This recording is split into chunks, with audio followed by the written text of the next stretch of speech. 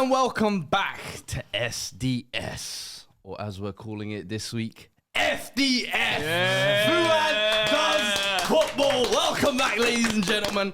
And thank you to Hasib for letting me take over his podcast for the week. But we're back again. Another episode this week. Two this week as well. And midweek Premier League fixtures.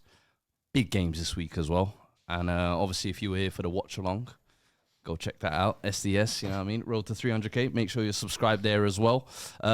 If you're watching this on YouTube, make sure you like the video. On audio, 5-star. On Spotify, all of that good stuff. Wow, this guy knows his You know what I mean? It's only right. Hasib, I don't know you now. I don't know Hasib. Start learning Chinese, buddy. No. Hasib's shaking. Hasib's shaking in his chair. I'm shaking. Ladies and gentlemen. Hey. But let me introduce Fair choice goalkeeper and that coming and doing the job. Hey. Crazy. Raya's coming. Raya's coming. Listen, today I will be the captain, but my vice captain, of course, my man Liez. How are you, brother? You good? I've had better days, man. Look, obviously this is being recorded the next day due to technical difficulties. Yeah. We know who was that. Yeah. Bro, Ed was gone. Someone was smashing up the studio. Should we just say that? I had a restless night, man. And I even have like bags under my eyes. It's been a tough 24 hours. But Hey. look, duty calls. Hey, the Duty game calls. is the game, and obviously you're co-devil, or shall I say, Whoa, co-Man United colleague. Hey, this is my show. I run it how I want to, yeah? Last time I checked, I'm the only one here wearing a khamis right now. Mashallah, brother. I'm the only one here wearing a khamis. How are you, brother? I'm good, brother. How are you? I'm very well. Man tries to say you can code devil. Don't even try that on me. Hey, it's crazy I wore a red khamis though. It's crazy. I'm just saying. Because I represented my club. Unlike some people wearing blue again. No! hey, Blue listen. Nike again. Oh, man. Again, back to back. And of course, we had to get some Chelsea representation in after last night. Sean, appreciate you coming on, brother. How are you? Yeah, I'm good. CBK was happy with my 5K run to the studios, isn't it? Brother, I saw you getting that I lead, saw man. Hey, I saw listen. you. I said, No, brother, I ran down the I think, Park Road. I think we need to do Man United Chelsea more weekly then. This is the first time I've been. hey, this is the first time I think I've been on with Chelsea actually winning. People actually gonna have I've got a smile on my face today. It's mad. No, it's good to have you back. And listen, a big one to get into and nowhere else to begin. Chelsea 4, United 3. And I don't know where you guys really want to start this, but I'll let you guys take the floor, honestly. I mean, obviously yesterday with high emotions, you know, there was chaos. It's a roller coaster. Yes, and it was a lot of arguing and back and forth. But I think now that obviously it's calmed down, and I feel like we've had time to reflect on the game. That's It's what I'm good. hoping It's for. good. Yeah, I'm kind of low key glad that we've done Chelsea PL Roundup United, now bro. because I've had time to sort of collect my thoughts. Yeah. Process the game yesterday, reflect on it, Create a new narrative. I'll let spinning things. Go ahead, bro. I'll let you start. No. I Take the insist. floor. I No. insist, Honestly, my brother. No, you came in and it felt like you had a lot to say. That's rude of me to So- interrupt you. No. I insist. I want you to. None of this nice stuff. WrestleMania is still happening. Seniority rules. You got it. No. This is what happens, you know what I mean? The next No, day I genuinely know because seriously, I want to hear what you have to say. Nice, no, because I feel nice. like the reason why the reason why I wanted to go first is because I wanna for me personally understand where his head is at first in terms of how he's feeling first, and then Leah's go because last night it was a lot of high emotions. Yeah. Obviously, the game went back and forth, roller coaster. You was fuming to say the least, but obviously 24 hours, or maybe not even 24 hours, but the next day now had a bit of time to process it. Are you still feeling as angry as yesterday? Nah, in fact, I actually looked back at my reactions. I'm like, why was I that angry? Because, bro, we've been so shit all season. And I think it was a mixture of things, right? We were going back and forth at it. Emotions were high. And it was like you said, it was like a basketball game, bro. Honestly, it was going back and forth. Like, it looked like any team could score at any moment. And we've had those kinds of... I mean, I was at Brentford at the weekend. We literally choked it in probably even worse... and I wouldn't say even worse, but like equally bad fashion. And I wasn't like that angry, but I think like everything going on yesterday made me just like lose it, bro. Because normally with United, you've watched so many games with me, I don't get that insanely pissed off about it.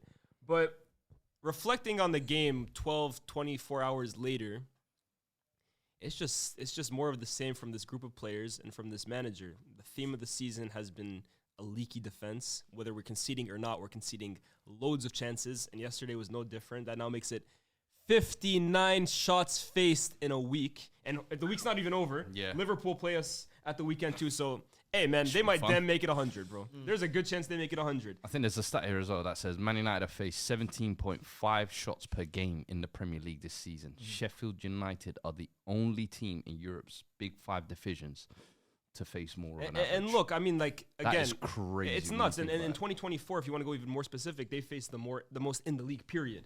But and I remember you was making a point of that almost on last night's watch along of the number of shots you faced. 100%. And Liban was making the point, and to be fair, it's not the most ridiculous point. He was saying that, like, look, you have to also look at the quality of the shots that you're facing. And 100%, if someone shoots from 50 yards out 50 times, like, the XG of that's not going to be crazy. Yeah. But the reality is as well, the more shots you allow another team to have at you, you're just inviting more and more and more pressure. And it's also an indictment at how open the games you're playing are. Like, you look at United's games, very often, they're, like I can say, they're like basketball games, bro. The middle of the pitch is completely vacant. Teams can easily break through you. Teams are having shots for fun. Teams are getting chances at the edge of the box because our defensive midfielder isn't scanning and aware of what's going on behind him. There's no sense of control. And when I talk about control, a lot of people think of, possession. How are you controlling the ball? But there's no sense of control in terms of, like, how even the flow of the game is going, bro. You could have the ball for so long, but every single time the opponent attacks you, it's a chance. Yeah. So the big argument that me and Liban have had is it the players and is it the coach? He puts most of it on the players and some extenuating factors of the club. I definitely blame the players. I've never been somebody that says, these are great players. I recognize the flaws they have. But the game plan from Erik ten Hag going into these games is just way too... What's even the word to describe it? He leaves it up to chance way too much, bro. The best teams in the league and the best teams in the world have a stranglehold over the games that they play. Again, not even just in possession, but a stranglehold in some kind of identity. 100%. The way we play, it leaves way too much of a chance for any team, not even the best teams, any team in this league to give us a good game. And that's an issue, bro. That's an issue because 2 years into this project of Erik ten Hag, the second year, we were supposed to see a lot of those issues changed. We let it go last year. We all let it go. This year, we wanted to see an improvement on it. I feel like I'm repeating myself, but that's my biggest indictment on Erik ten Hag and these players is that we're basically at the end of his second season, and I'm no closer to feeling like we really have a great idea of how we want to play. You're heading in the right direction. No, I have no confidence in that. Do you agree with that? Do you feel? I know you've been we've been joking about the riding the storm and all this, but do you feel like this season there's been backward steps taken? I do feel like we've definitely regressed this season in comparison to what we did last season. Because I felt like last season we did overachieve. I feel like this season we've definitely regressed.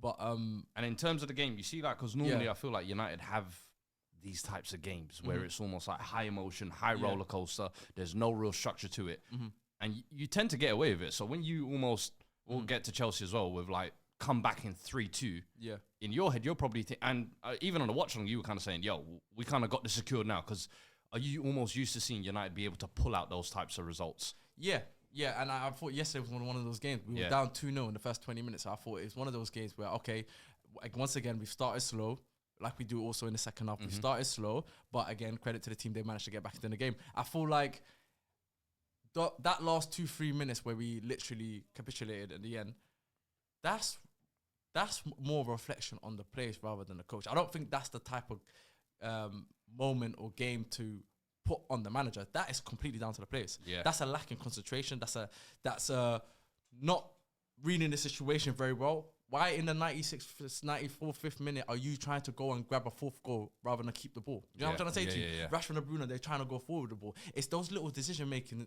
especially with McTominay in the last goal as well. No one pressing on to Palmer. He's receiving. You saw me on the live watch along. I knew what was going to happen before it even happened. Palmer being their best player this season, it's an acres of space with not a single rest shirt around him, allowed to receive the ball, take a touch, open up his body, then take a shot in the 98th minute of the game after they've just equalized late into the game.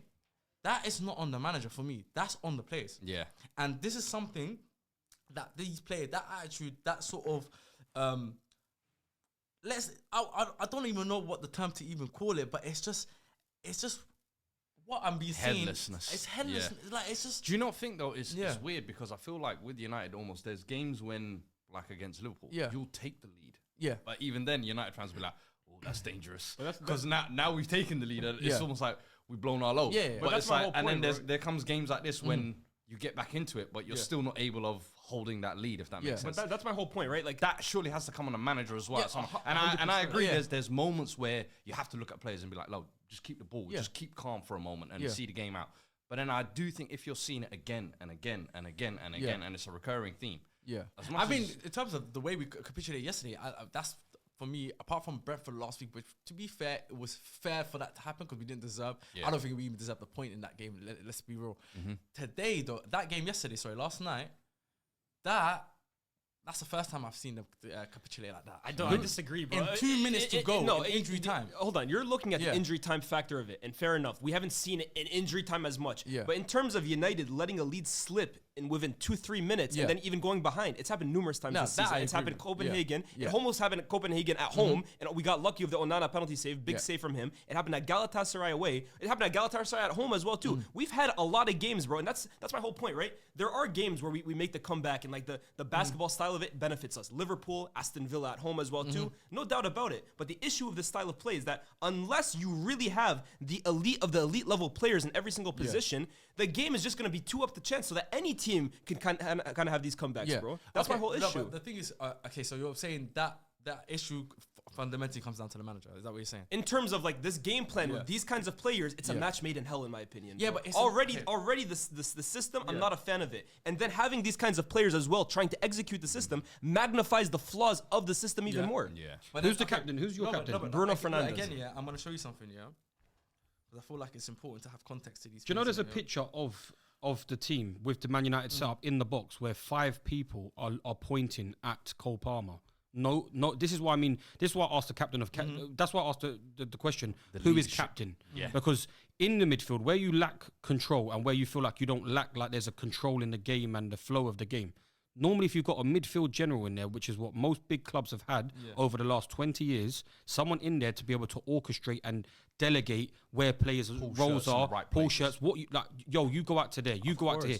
If 4 or 5 men are looking at each other and saying, pointing at man, there's the picture of it in Sport Bible. It's got 4 or 5 men pointing at Cole Palmer in the 100th minute, 101st minute of a game, and you've just thrown away the lead. That's almost criminal. That's the leadership side of it, but I think what both of you are more annoyed at as well is the lack of accountability. No accountability, 100%. To take that, if that makes sense. No one's willing to say, I'll take him, if that makes sense. They're just waiting of course. for Ten Hag from the sideline to, these are the instructions, or Bruno to tell you. For me, I feel like at a certain level when you're playing. 100%. Bro, I'm taking him. I know I can see the game is 96, 97th minute. I don't care if I'm out of position. I need to do a job for the team. That doesn't require a manager to tell you to do it. Yeah. That's something that it should be instilled in you from when you're a kid. It depends. That kind of mentality in the dressing room is spread apart by the manager, and that's something we gave him a lot of credit for last season, bro. But in terms of kind of building a siege mentality and kind of getting all these guys on your side, 100%. These little individual things, like at the end of a game, running out to Cole Palmer, that's 100% something that you need to take on side. But I'll give you another example. I was watching the game against Brentford, like I said, and the first half we were right next to United's half. So Onana, Lindelof, Varane, all those guys. I was watching Brentford pop us for chances, time after time after time. We could have been down 3-0 in the first half. And every single time we went out for a goal kick, I watched Onana kind of jog over to get the ball and roll it out. I watched Lindelof kind of stroll over to get into his position. Wan-Bissaka the same.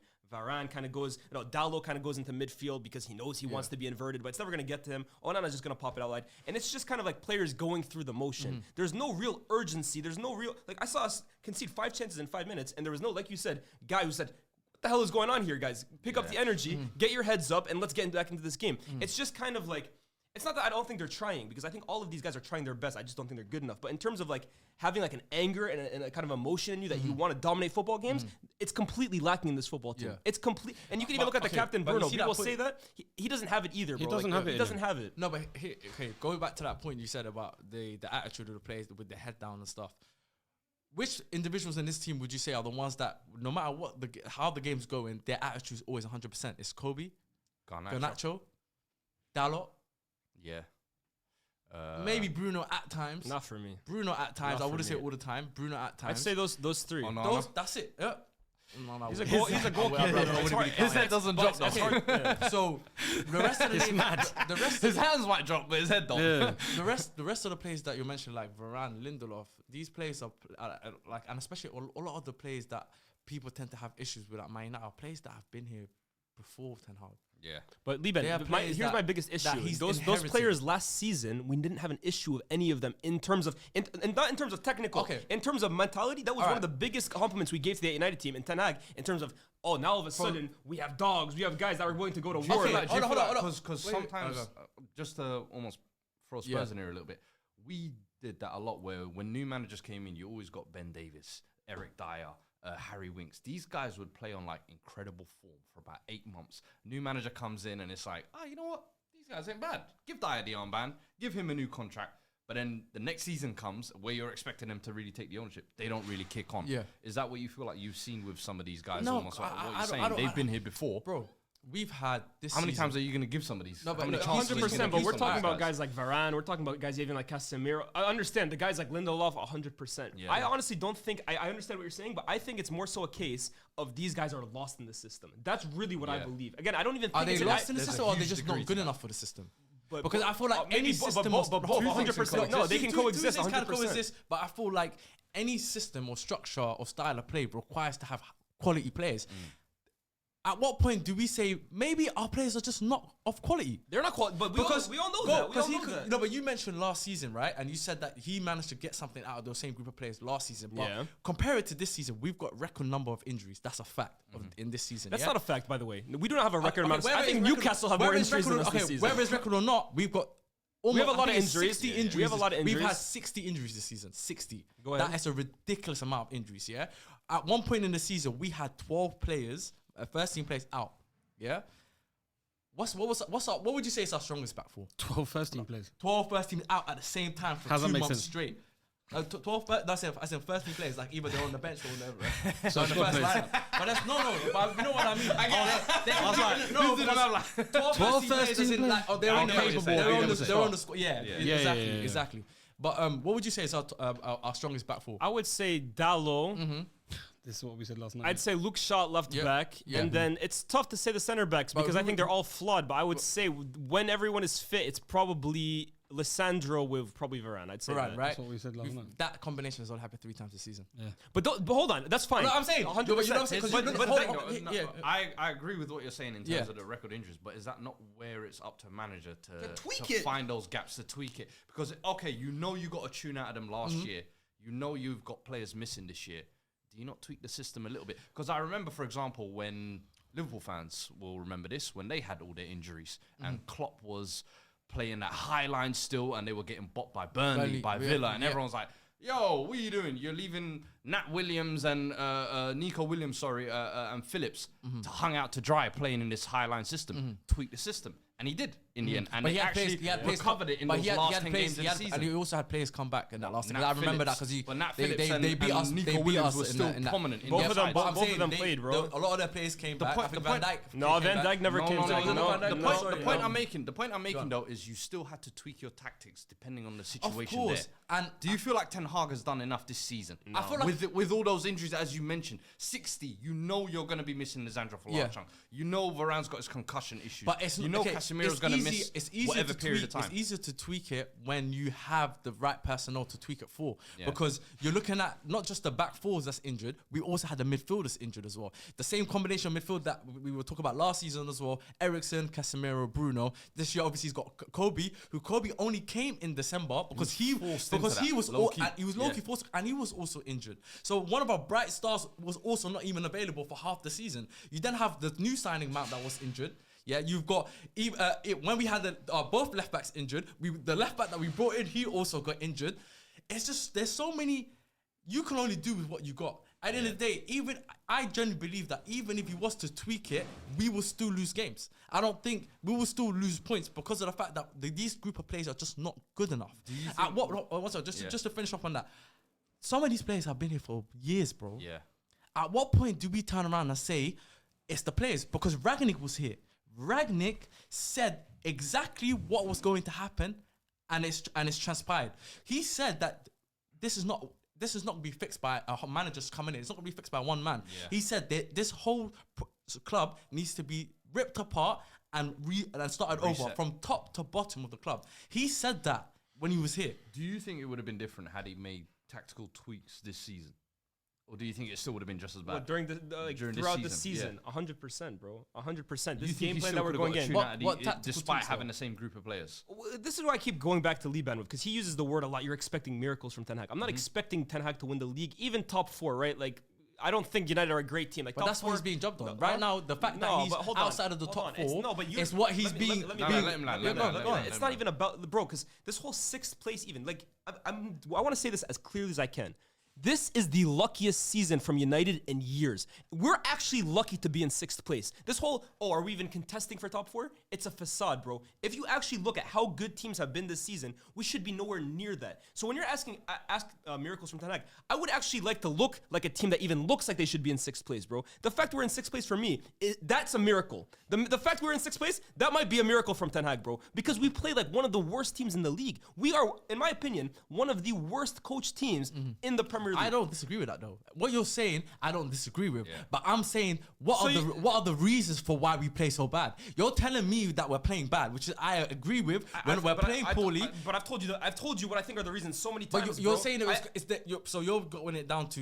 He agrees with the players as well, by the way. I know. He's taking it. Because I think you both agree with each other on most of the points. No, but what I'm saying is, even if there was what are the tactical tweaks that you would have wanted to see from Ten Hag? That's what I want to know. Like, because who do you close the spaces between the midfield and McTominay? It's not about that's what I'm saying. But that's who is available to him, though. It's not about personnel. You're missing my point, though. You're just talking to talk. I'm not talking about personnel. You don't have to change the players to be able to move the midfield back, bro. It can be the same players you're playing. Okay, that's why I keep saying. But that's why I'm saying. Hold on, I'm not done. That's why I keep saying it's a fundamental coaching issue, bro. Okay, look, you see, we didn't have 10 men behind the ball. What? Yo, at the last 10 minutes we had 10 men. The fact it was a basketball game. I wouldn't say it was my opinion. I'm saying yes. I don't agree with that. You take what I'm saying. Yeah. No, the last goal, Cole Palmer. Yeah. How many bodies was in that box? No, but but that goes back. How many bodies was there? But yeah, that's a singular situation. That's a singular moment, and that goes back to the fact that you keep conceding chances. You keep pushing back. Okay, you're saying it's one situation. Go through the season and see how many times that same situation has repeated itself. Wait. How many times you see the open man on the edge of the box? How many times they haven't been able to close him down? Even when we're pinned back. But even when we're pinned back, he's saying the spaces. Even when we have 10 men and we're sitting back like we did against City, we're sitting back again like we do against Liverpool. They still find ways through our defense, through our midfield, and they still get the goals. You're saying that's because of the personnel. So that's still down to it's down to the quality of the players. Liverpool. Are you telling me then? So wait. So are you telling me then it's hopeless? I'm saying it's hopeless until we get rid of a good bunch of these players. So this season, just vibe and just be hopeless. No, it's not about vibes. His hands are tied. But generally speaking, his hands are tied. But that hands and tied thing, I don't get. Why? Because for me, I feel like a coach, that's your job. Bro, what are we paying him for? You see issues, and you're meant to address them accordingly. So Liverpool now, I understand if you're saying, okay, McTom cannot be the sitter. But you still have Casemiro. You still have Kobe Mainoo. You could still drop the line, whether it's 10, 15 yards deeper. There's instructions where you could say the fullbacks maybe tuck in a little bit closer. Right. There's things you can do. I can't accept the... Okay. Oh, it's hopeless. Bro, all season we've been doing a press, and we basically have our fullbacks stay behind. We press without our fullbacks. Yeah. Yesterday was the first time Ten Hag has actually pushed one of the fullbacks and they still couldn't do it properly. They still couldn't do it properly. My point is it took him until April. No, but hold on. Where were you the whole season? Even when he's instructing them to do that, they're not doing it. No, but okay, because he's done it once, bro. At what point? It's not gonna happen overnight once. That's why all season we've been doing a half-assed press. Look, this is not. I feel like this is not the game to try to put that. Of course not. Of course. Even there's been times where even you can see what he's instructing the players to do, and they're not doing it. Rashford, you can see yesterday again. He's been asked to press, and he's not pressing. At what point do you say? It's the player. Okay, hold on. It's the player. Hold on. If it is a player, the manager can take him out. Let me land. Last season, Liverpool, who they were criticised last season for letting too many chances come at them last season. They had, I think, way more chances at them than us last season. Yeah. And we criticised them. And you were saying on the same podcast, you were saying that he's tactically done. Klopp's time at Liverpool's finished. Yeah. It's over for him. I think he's. Hold on. Yeah. You said that on the podcast that he was tactically done and that he's been found out and his time's over, right? In the summer, he got rid of the two people that were getting criticised the most. Fabinho, everyone's telling me his legs are done. Yeah. Henderson got rid of, and he brought in 2 or 3 midfielders. Yeah, with fresh legs, and they all of a sudden look a completely different team. this season. They're top of the league rounds as we speak. Let me ask you this. As we speak. So do you think Ten Hag is capable of that same then? I'm saying that he needs Give to him new players and you think you're going to look like a new team next season. Because that's what we said that's this going to year. be completely... Bring a ball-playing goalkeeper in. Bring a striker that presses. Let me tell you what I'm saying. Yeah. I'm saying that given everything that's happened, he's had to deal with so many injuries, yeah? A stupid amount of injuries to first team players, yeah? On top of that, there's no board, there's no structure, there's no one above him, yeah, to support him. He's been left with the full realms to do what he wants, which at a big club like Manchester United should not be happening in 2024, yeah? Thirdly, No, go on, Karen. yeah, so what did I say? So I said the first point was the injuries, second point was No structure. no structure. I'm going to ask a question. Do you genuinely believe, in the 18 months he's been here, given the fact that he overachieved in his first season, and everyone admitted that he overachieved, and prior to him even coming to United, we said that his project needs to take time. We all said that before he came. Given that he's taken us, even in these circumstances, he's still taken us to potentially 3 cup finals. Yeah, he secured Champions League football last season. 3 cup finals. We should hold on. We should be worse off on the table. Yeah, regardless of how we're playing, we should be worse off on the table. He's right, but we're not. That's the reality. Yeah. At the end of the day, my question to you is: do you trust him as a manager? I understand the structure. I understand the players, but do you, him as a manager, trust him that the example you use of Liverpool there, give him a fresh midfield. You think he gets the right pieces this summer, you become a competing team next year. Do you have that faith in Ten Hag? I'm going to answer it. It's not a matter of trust. Yeah. I don't think this is a fair, the circumstances that he's been put in and the factors that that he's been surrounded by, I don't think this is a fair and true representation of his ability as a manager and as a coach. And that's why I would give him more time, given the fact that now we've got a new structure coming in, now that we know that a lot of these players should not be at the club, and the board agreed that a lot of these players should not be at the club. I feel like with this new structure, he should be allowed to see out that final year. He should be. Because it's not a fair representation of his ability as a coach. Yeah. And you know that because Rangnick, who everyone would say was shit. Now I'm glad you brought that up. Yeah, went to Austria and now all of a sudden got them the best ever qualification process in their country's history. That structure and everything you're talking about, though, that is what he, if I'm not mistaken, you're saying he's basically rejected when he's walking into the door. Because Rangnick was saying all those things you're saying of this squad needs an overhaul. We also need help upstairs, and he was supposed to be the help upstairs. He'd identified all these things you'd mentioned. Rangnick had identified, but when Ten Hag got the job, he said, "Nah, I don't want none of that." So now he said no.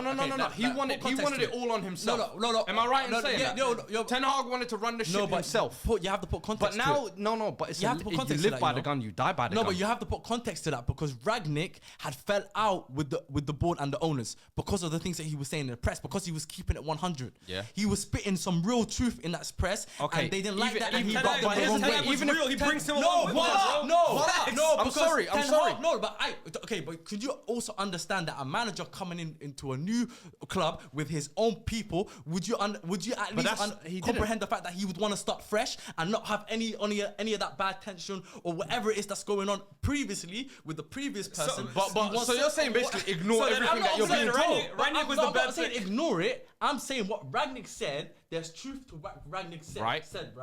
I'm saying there's truth to what he said, but just because Rangnick is telling what Rangnick was saying was true doesn't mean that Ten Hag now has to take him on board. That doesn't mean that he has to take him on board. But you at least take some of the information. So it's because Ten Hag never took Rangnick. No. My thing is, if you're not going to take Rangnick, at least have someone else. At least you know that position is going to be covered. Whether it's a sporting director, get your guy in, as you're saying. This is all hindsight, anyways. For me, I don't even bother with this stuff, to be honest, because that's initial issues. The reality is your whole thing is I don't think he's been given enough of a chance to actually show what kind of manager he is. I don't say the chance. I feel like it's not a fair. The circumstances not fair. Being given a fair shake. So he hasn't given me. I don't think it's a fair representation or true representation of him. Yeah. I still think Ten Hag has given you enough to show, in my opinion. And again, this is coming from someone who had a lot of high hopes about Ten Hag. That was my number one pick to come in. What did you call him? I called him prestige, bro. So I'll never back down in saying that I was somebody who, especially last season, bro, I gave him his flowers. But when you look at his overall tenure, there's way more negatives than there are positives. The amount of records that he's broken, the amount of lashings that he's taken by big teams, the amount of times, and in my opinion, he's actually lowered the standards, in my opinion, from even when Oli was in charge. Because everything you're saying about Ten Hag, oh, he's brought us to this, he brought us to this, you could have made the same arguments about Oli. Oh, he brought us second, he brought us third, he brought us to a cup final, he did this. And I know you weren't willing to give Oli that time. Oh, let's see him under a different thing. Oli, we did give him time. No, hold on. But you're saying I want to see him under a new regime. I want to see him. But that's besides the point. But that's even besides my point. We have seen enough from Ten Hag in terms of tactically, in terms of how he's dealt with players, in terms of his recruitment, in terms of how he's seen outgoings. For me to say that I think you're saying, oh, give him a chance to at least show. I think it's time to give another manager a chance because I think what Ten Hag has shown you. So this isn't his level, bro. But so you said that based on what he's shown in terms of not only just on the pitch, but also how he's managed the club in terms of players and stuff. Yeah, I think you feel like how he handled the Sancho situation, the Ronaldo situation. You don't think that wasn't a good way of dealing with it? It's not even about that. I didn't name any of those names, bro. At the time, I said the Ronaldo thing, he handled it as well as he could. I think the Sancho thing, like he really had no other choice. But I think this season, how he's dealt with the squad, bringing out Varane for no reason whatsoever, and then bringing him back when he felt like he needed him. Rashford kind of basically you're using a completely 180 method on how he dealt with other players. You're saying, oh, Rashford doesn't press. He's basically made Rashford his main guy, bro. So because what do you mean how, bro? He bought Rashford. Okay, so with the way, so it's not the same thing, by the way. Even with how he's dealing with Varane, it was an internal issue, and we still don't even know what the issue was. Hold on, no one knows what the issue was. We've never had as many internal issues than we had. You can't make a conclusion about why he took Varane out of the team and put him back in the team. You don't know what happened. But that's the whole point. How are you using that against That's the whole point. What did happen, bro? We have no idea what happened. But why would you? Okay, so why are you using that against Hold on. I don't get that. Huh? And in the Rashford situation and Sancho was two different things. My point is there's precedence. You're trying to. No, but you mentioned that. I only mentioned what you just mentioned. You mentioned that. Can I finish? Can I finish or not? Can I finish or not? Let me land with that thing. My whole thing with Varane and Rashford is it's a theme now in terms of dealing with these bigger players. Yes, sometimes he's handled them well, but it's a consistent theme that with the bigger players, Ten Hag has failed, in my opinion, at getting them. Even Casemiro. How? I just told you how, bro, because consistently we've had issues with these big players, bro. But we've had issue with big players prior to even Ten Hag here. We had it with Pogba, we had it with Rashford, we've had it with all these players prior to that. And I criticize the manager for failing to deal with them, bro. In my opinion, it's a manager's job to deal with the big players. Ten Hag has been dealing with it. So you're telling me he hasn't been dealing with it? He hasn't dealt with all of them, in my opinion. How has he not dealt? How has he not dealt with it? Oh my days! I just told you. Because he took them out of the team means he didn't deal with it. I just told you that a failure to consistently have big players on your side, in my opinion, is part of a manager's job. So hold on, no. Because that one I'm not letting it slide. Hold on a second. Why? I'll tell you why. Is it not a manager's job to deal with big players? No, I'll tell you why. Man United fans, all of us have been screaming for how many years now that we need a manager to come in and be a disciplinarian. Yeah, we said that for how long? Yeah, he's come in and he told Ronaldo, "You're not following my rules. F off." He told Sancho, "You're criticizing me in public and not following my rules. F off," and refused. Hold on, but then every single big player. Hold on. No, let's go on to Rashford. Yeah. Rashford. Yeah. The first time he was sanctioned was when he woke up late to a game and arrived late to a game and was told you're dropped to the bench. Yeah, Rashford. Credit to him, dealt with that well, scored in the game, and we moved on from it. As of recently, he was caught after a game that we lost, the next day, partying. Hold on 1 second. Again, he got sanctioned for that. It got dealt with, and then he got pulled back into the team. Okay? Varane got taken out out of the team for an issue that wasn't made public. We don't know. And you're just okay to imagine that the manager was right there. No, but I'm not saying he's right. I'm not saying he's right. My whole thing is that you have a pattern of. Let me land. You're failing to see my point here, bro. You're trying to go into. No, but you're using that to criticize him, and I don't understand that because him being a disciplinarian. Why is that a criticism? Liban, the criticism. Let me land. No, because I haven't even finished the point. But because you're missing my point. The criticism is that as a big club.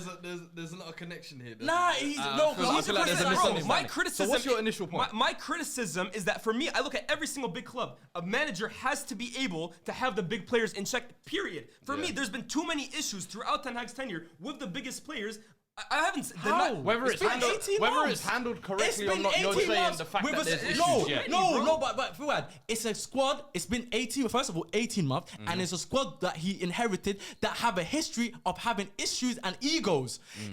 One of the first things we said as a Man United fan, the next manager that comes in has to nip any ego in the he has to nip it in the bud. Yeah. We said that anyone that steps out of line, no matter if you're on 400k or you're an academy player, they have to get sanctioned. Man United fans were calling for that. A manager has come in and is doing exactly that, and he's using that to criticize him, saying that he's not going to play big players. My criticism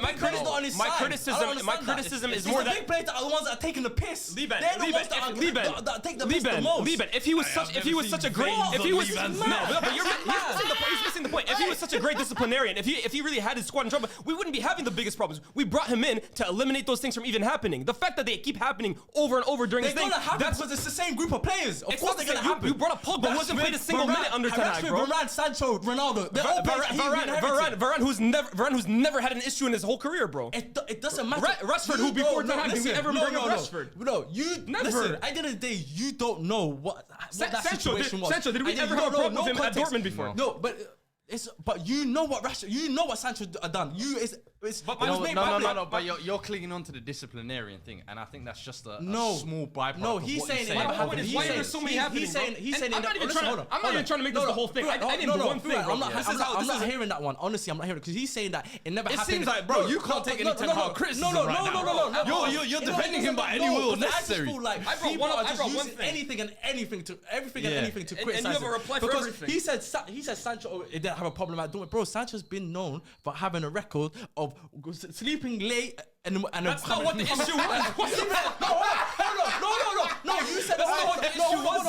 Sleeping habits. No, sleeping habits. No, but this is a known fact. This is a known fact. Everyone knows about the fact that he arrives to train late. Nemanja Matic said it. What did Sancho get sanctioned for? What did Sancho get sanctioned for, though? What did Sancho get sanctioned for, though? He wasn't putting in the effort in training.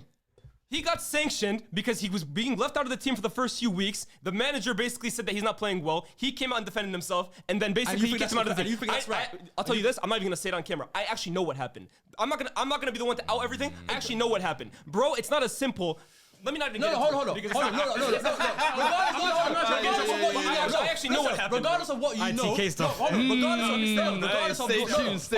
Regardless of what you know, do you think as a player coming out and criticizing the manager for simply saying that you're not up to the standards I want, is you think that's acceptable? And you think that Ten Hag's actions that follow that, you think that deserves criticism? I think, what do you mean?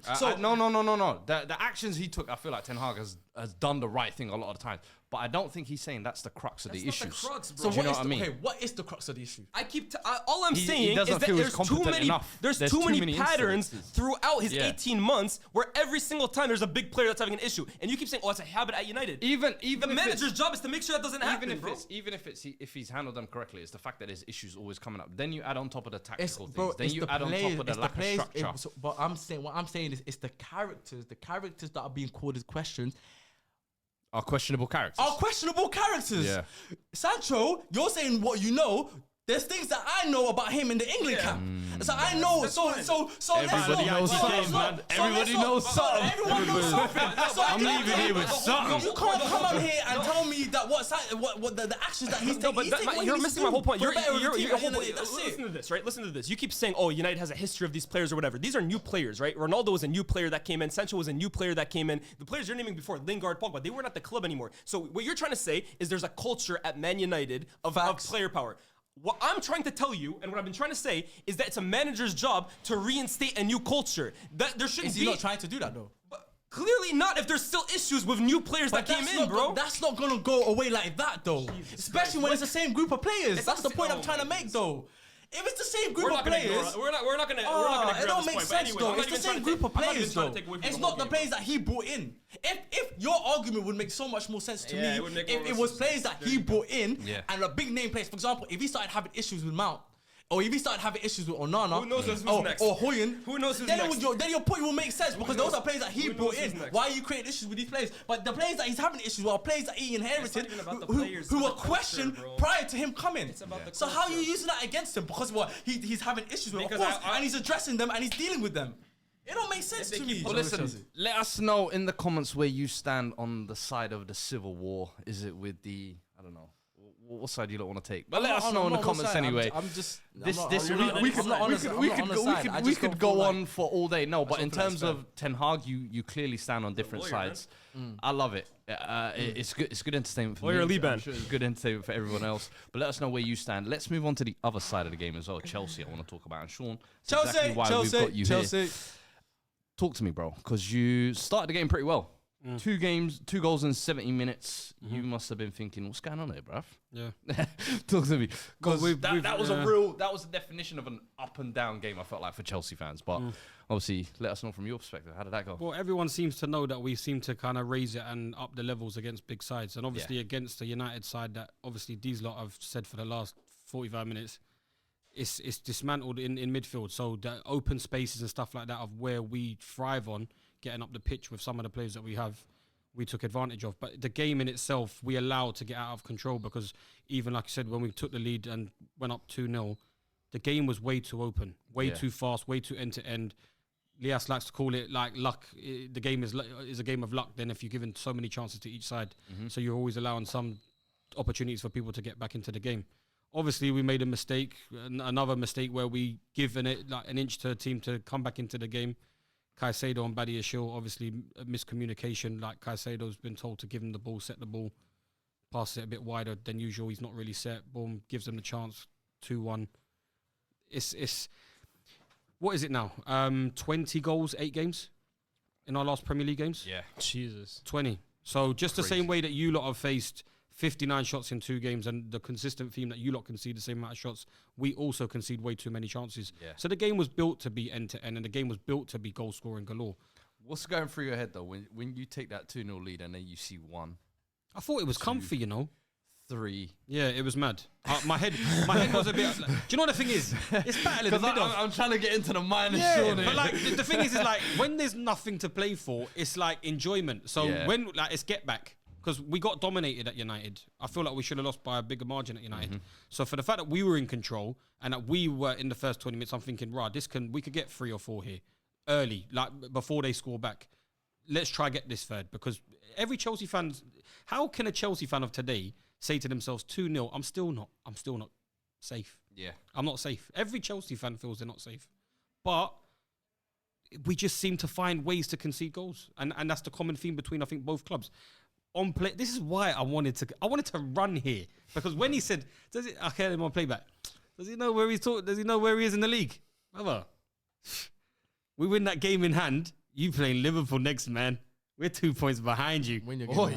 This is uncomfortable conversations. Bro, this is why I was mad. So this is what you mean by you're lucky to be We're 6th. lucky to be 6th, bro. Because he's laughing at me. People been laughing at us being in 12th. I said, hold on a minute here. Shit can change quick. Because when someone brought up to me, they're like, yo, if we beat Burnley and we beat United, we're basically on this level points. Yeah. We're basically there. So that's why I was so pissed off that we lost to that we drew to Burnley. Because I'm like, that extra 2 points there, that game in hand we do then win. Liban keeps saying this against Arsenal, but until we play them, it's 3 games until we play them. Them 2 games that we have in between, bro, if they don't beat Liverpool and they get beat by Liverpool, we're basically on level points with them if that was the case. So if we beat them, if we beat Sheffield United, 2 points behind them, obviously we still got to catch up with that game in hand. But if you don't beat Liverpool and we win that next game, we're above you, bro. It's uncomfortable conversations. Hey, we're back in Europe. Uncomfortable. There's a comfortable conversation I do want to have, though, about Cole Palmer. I think there's a stat here. He's been directly involved in more goals than any under-23 player in Europe's Big 5 divisions. And only Erling Haaland has scored more Premier League goals than Cole Palmer this season. Do you know how crazy that is? And it's crazy. Talk to me about his performance yesterday, because hat-trick, obviously, Foden got one the other day as well. He's like, yo, anything you could do, I could do as well. But talk to me about him overall coming into this season as well, because I don't think even the most diehard Chelsea fan saw this type of trajectory for him when he came in. You thought maybe he could come in, add some more creativity, a bit of a spark up front. But did you think he could be this player that's, let's be honest, carrying your club this season? I always said, like, I think it was like 28th of August when we announced that when we signed him. Of all the signings that we were linked to, £30 million, Cole Palmer. I tweeted it. I tweeted the Fabrizio Romano one. I said, Cole Palmer, jeez. It was the only player I was excited for because even with the features that he played at City, might not have been an amount of games, but when you've just got that ability to talent idea player and know the aspects that they have in their game, you know it's transferable skills in football in general. That doesn't need a system. He's just got that skill level in his game. So when I thought it would be a bit difficult with the amount of players that we were buying for big money for him to get into that team, but I thought once he got given that opportunity, 100%. I think I had comments in below it. I was like, once he gets given the opportunity, he can solidify that space because he's got the qualities to do so. Obviously, it's getting masked. Like a lot of people will say, oh, he scored a lot of penalties. Just in general gameplay, like Man United say, like there might be a shining light in Man United with Kobe Mainoo coming into the team, a bit of control, showing qualities. We have that with Cole Palmer because everyone else around seems to be quite crap. Like, Gusto's been very good, but like defensively in the past 2 games, I've been questioning him in the past 2 games. But of the only person, like obviously scoring goals and winning games is the player that is going to be in the limelight. Always highlighted, yeah. It's always highlighted. So Cole Palmer's been that guy for us and he's the only one. So... And as easy as it is to say penalties, you still got to bag them, and especially the number of penalties he's taken as well. I think the fact high that he pressure, took it like off, yesterday too. high pressure penalties as That's well. not But then also, it's Sterling was the penalty taker before that, or shortly, and the way he's just taken over that, it's like, bro, this is almost like a boy becoming a man. You feel like this season, but with the similarities of what we have with both clubs, this is why I'm like, who's your captain in your team? It's the same way that I feel like we lack leadership. And like I said, it's not down to experience. It's down to the player profiles, like I said on the previous pod, of who is in charge and who's got the balls to be able to say, instruct these players, you go here, you go here. Because the same way that Lias is questioning the structure of the games and the spaces of the games, people want to achieve to be like Arsenal squad depth, Man City squad depth, to some extent Liverpool squad depth. Because what Liban's saying sometimes, I feel like the gap in between it is that the quality of players does play a part, but it's about the systematic play. Are these players able to fit into a style with their skill sets? I feel like there's a lot of mismatches in the United squad, in the Chelsea squad, of who is replacing these players, especially when through injury, you've got players coming in that don't have the same skill sets on the ball. At right back, you might have Dalot's like abilities going forward a lot better than what Wan-Bissaka's qualities are in terms of style of football. So trying to build a style around a club and getting everybody at that club on the same side of playing a certain style of football is hard when you've got different players with different skill sets. And that's probably why Ten Hag's found it very problematic, because with the injuries, he's had to now say, right, well, this guy can't really do this job in midfield. How am I going to get him to work that? I still think to a certain extent he could do better with the players that he has available. But at the same time, it is so hard when you've got so many different profiles. Exactly, Man City have built their squad around recovery speed with players at the back like Nathan Ake, like Akanji. Akanji ain't the best out. He wasn't the best defender to probably go out there in terms of, you might have low block defending or being able to pass out the back and all, just whatever certain attributes. They said we need someone that can fill that same role, that if Diaz comes out or if Ake comes out, we need that same simple. It's about systems. Football has become a system-based game. So many like, it's not like back in the days where the lower league sides, the players that play for them, they're rolling in from the pub at 10 o'clock in the morning, they've got game at 3. Players are so fitter now. Players are accustomed to working and training at these smaller clubs like the big sides. So systematic sides are going to beat teams that have a bunch of individuals that all have different characteristics and skill sets. Does that make you think, even though with Cole Palmer, you see how good he's playing in this chaotic, disorganized side, if you like, that's a bit of a mishmash. It's crazy. Imagine if you put him in a structured system. And you saw glimpses of that when he was at City, but that's what I'm saying. He would have cooked this year. Both Super Cups, he scored in them. Do you know what I mean? And they were good goals as well. But then you kind of almost just think, yo, if this is the type of player you've got now, what the hell can you get kind of next season? If Wonderful you actually left put some foot. decent players around him. And imagine, and this is the problem, and this is what there's been there's like yesterday, I was on a Twitter space. People are like, we had the issues on the pitch with Mason Mount and stuff like that, but it's just the fact that we should have been happy yesterday. But like, I was actually annoyed with how the fans are, how the club's been run, the performances on the pitch. Cole Palmer being like, what is if Cole Palmer is up to this level for the next 2 to 3 years, within them 2 years, if we're not in Europe, in Champions League Europe, If we're not challenging for anything, He's out of there. He's out of there. He's not no born-bred London boy that wants to play for Chelsea. He's one of us. He's a Man United. He's one of us. Anyway. He's a Man United. audition, Cole. Good audition, Cole. Mace. Make the cool round. Mace. He's a Man United fan. But it's like, that's what I'm saying. They're not going to hang around. Stars that are shining in a bunch of crap, they're not going to want to hang around. That's true. It's a matter of us having to get those players in to kind of solidify this side, to starting to build and get back to where we was, the Champions League. Like, we need to be in and around that. You know what's so funny? While he was saying that whole skill set thing, I was just randomly popped in my mind as well. Remember last season at Arsenal when they lost Saliba and then Holding came in? And then you had all the Arsenal, and you said all the Arsenal tacticals were like, he's completely changed the way we play. And that was the reason why there was a dip in form. Yeah. A lot of it is to do with skill set. If the player that your preferred choice, or the player that ideally you want to play in that, let's say for example the 6th role, if the player that, let's say if you want a Frankie de Jong, and that is the profile player that you know is going to work for your system, but then you look over to his understudy, it's like a Scott McTominay, somebody who's more of a box to box and more attack minded. It's never gonna work, regardless of what your structure or your system is. It's not gonna work. But that goes again. Not even trying to make this very United. We're going to Chelsea, but then again, this is to go because I agree with you 100%. How systematic football is becoming. A player being able to play their role is now more important than the individual quality that possesses. Kivior for me, Akanji, those are great examples of that. But this is why now scouts and recruitment and how you profile players in the market is now more important than ever. Of course. And that's, again, another indictment on Man United and on Erik ten Hag. Because, okay, we missed out on Frankie de Jong the first few months of his first tenure. We've had like 3 windows since then, and a player of that profile has still not been brought in. But, again, I'm not trying to make it. Let me ask you, though.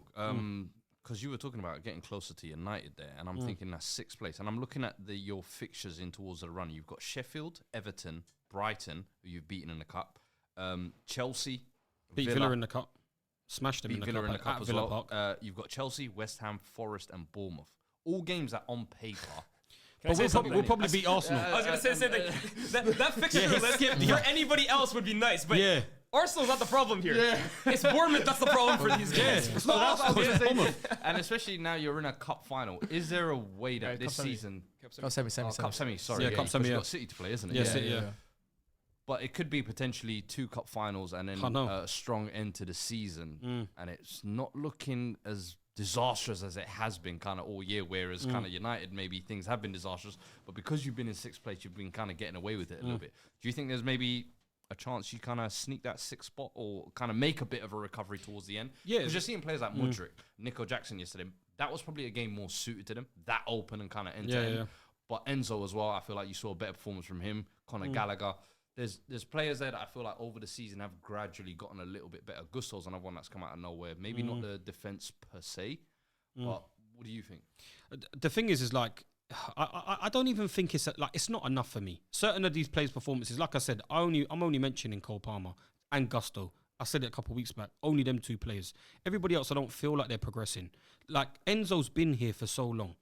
Caicedo is taken better steps than what Enzo has been taking, considering the length of time he's been here. The reason why, like, obviously, it's papering over the cracks because we're in. It's so similar to United. We've got people upstairs that don't know how to recruit the players that we need. We're not playing a certain style of football based on a numerous amount of injuries and the different profiles of players that we have in the squad.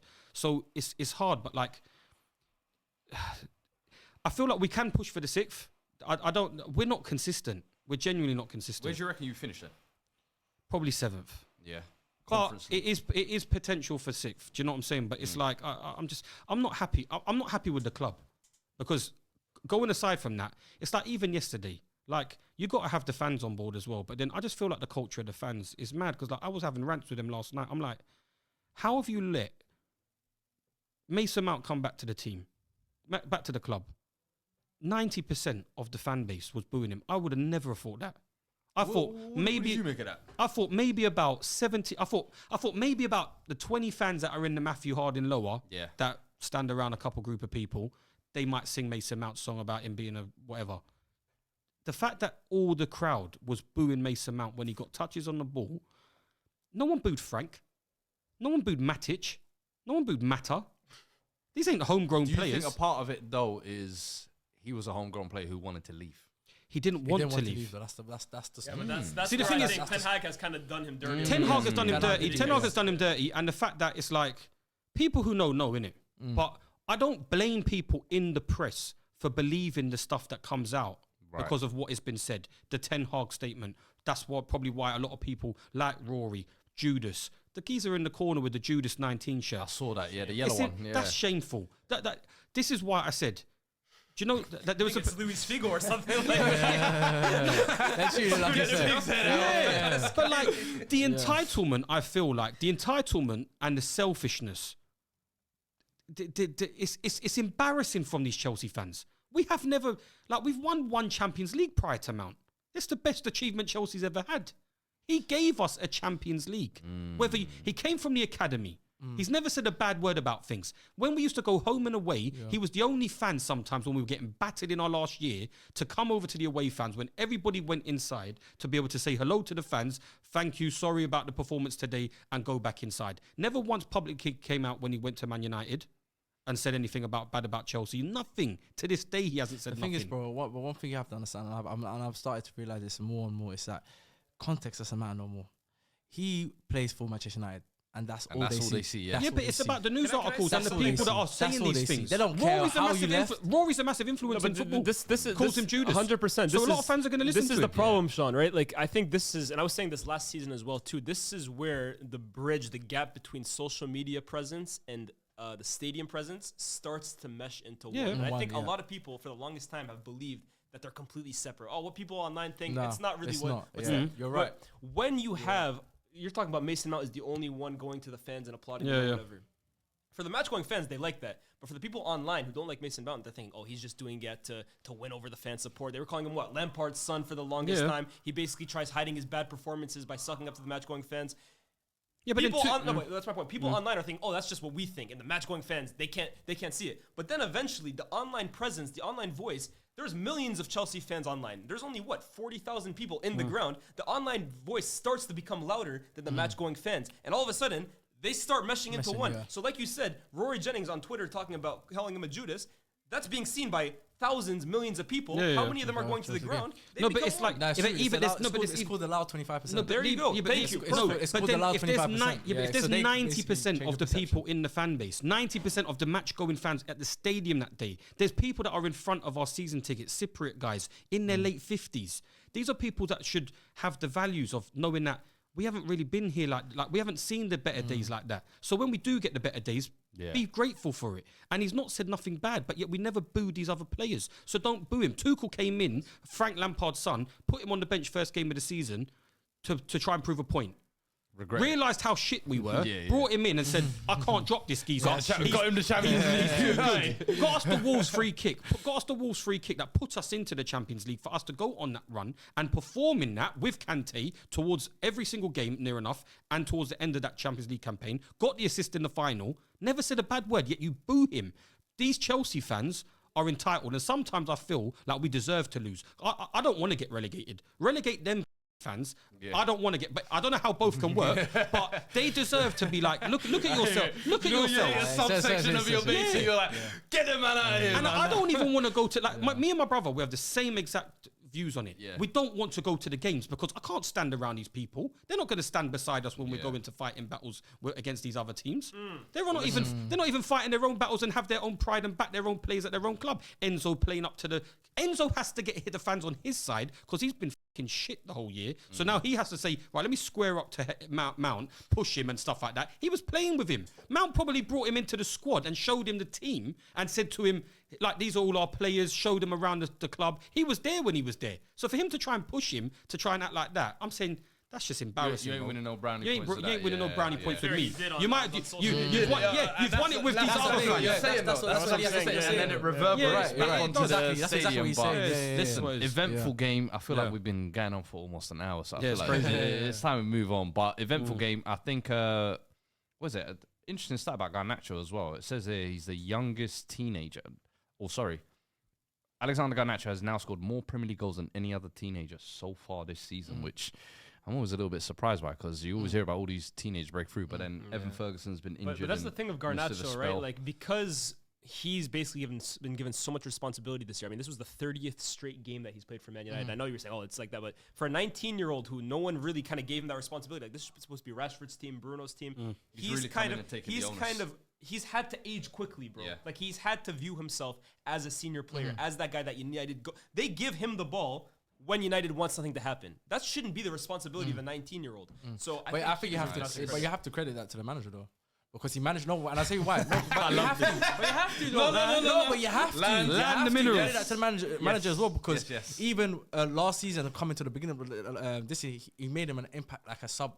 He was more of an impact player this season. He's giving him more of the reins. More of the reins. Why? Because he trusts him. He knows he's going to get 100% out of him all the time. No, but that's why is that funny though? Why is that funny? Do you know what it is? No, but I'm saying like we're so quick. No, but I'm saying we're so quick to point out the bad stuff. No. I'm saying, do you know what?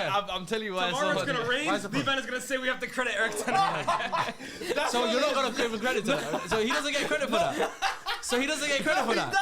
does. So why is it funny then? So why is it funny? It's a joke. The sun will shine and set tomorrow. We have to get Eric Ten Hag credit for it. Tell me what's the joke. Tell me what's the joke. No, I got like the reason why it's so funny to me is like it seems like no matter what, you just want to get some Eric Ten Hag craze out. No, but I'm saying no. Like you're almost on a Ten Hag PR campaign. Nah, it's not. It's just my frustration. My frustration. No. We're gonna move on. But I'm saying the frustration on that. No, I'm saying quick. It was something quick.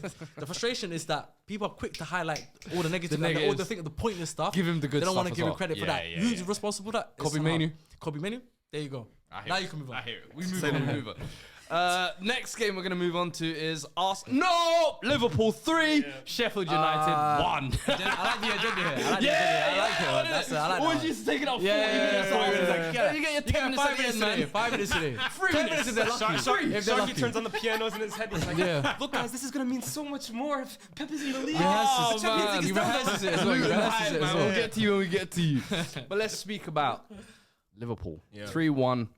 Sheffield United, you could say it was a run-of-the-mill game, but I feel like a player we really need to speak about. I was going to say, it wasn't a run-of-the-mill game, by the way. Honestly, Sheffield United gave them a scare early on. They were 1-1. Darwin Nunez probably scores a goal. Like it's not a vintage goal. So I think Liverpool really had to dig for this game, to be honest with you. And even in the reverse fixture as well, I think it was a 2-1 game where they really had to kind of fight for it. But I feel like the real standout player kind of walking out of this game, Alexis McAllister. The real Argentinian.